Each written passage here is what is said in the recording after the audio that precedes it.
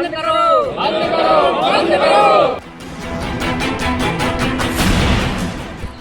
जल संस्थान मुर्दाबाद, निजीकरण बंद करो, बंद करो। देश में तमाम सरकारी संस्थान ऐसे हैं जो अब निजीकरण की ओर जा रहे हैं। सरकार सरकारी संस्थानों को प्राइवेट हाथों में दे रही है और उनमें जो लोग ठेकेदारी प्रथा के अंतर्गत आते थे, वो काम कर रहे हैं, कई सालों से लगातार काम भी करते चले आ रहे हैं, उनको हटाने का काम किया जा रहा है।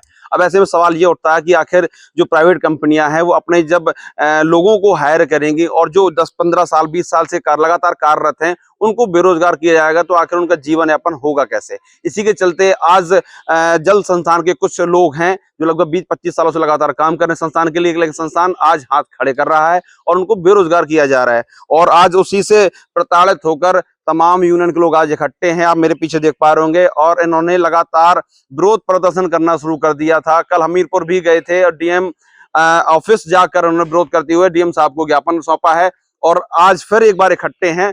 और आईसी तो उनसे बात कर लेते हैं आखिर ऐसा क्यों हो रहा है और क्या इसका समाधान होगा। भैया क्या नाम है आपका? इदरीस नाम है। इदरीस जी किस पोस्ट पर हैं? Operator post. आप इकट्ठे हैं, क्या समस्या है आप लोगों की? हमारी समस्या है कि पहले ठेकेदारी प्रथा में जल संस्थान में काम करते थे, अब हमको हटाया दिया जा रहा है।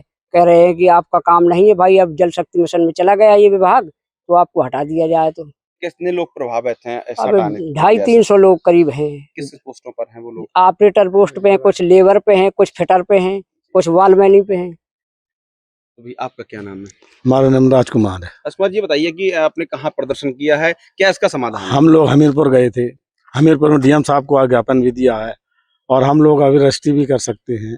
और हम लोगों को इतना ज्यादा वो है कि हम 20 साल से काम कर रहे हैं, हम लोगों को बेरोजगार कर दिया है। अब बताइए हम कहाँ जाएंगे, कैसे जीवन यापन करेंगे आप?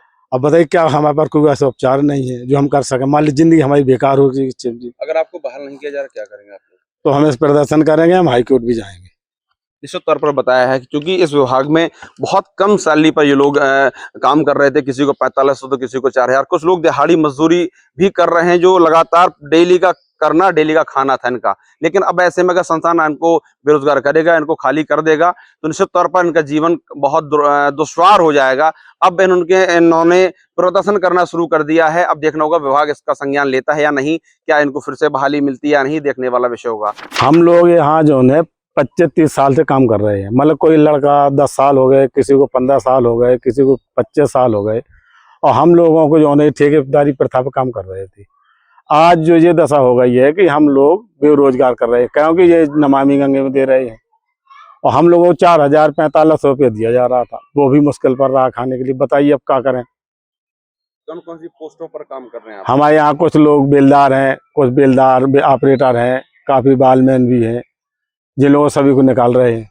कब आदेश दिया गया आपको? ये दिया है करीब 1 तारीख को, 1/5 को। अगर आपको बहाल दोबारा नहीं किया जा रहा क्या करेंगे आप? तो अगर बहाल नहीं किया तो हम आपके अपने हक की लड़ाई लड़ते ही रहेंगे। अगर जरूरत पड़ेगी तो हम कोर्ट भी जाएंगे। आप देख रहे हैं बुंदेली वार्ता, मैं संदीप द्विवेदी, हमीरपुर।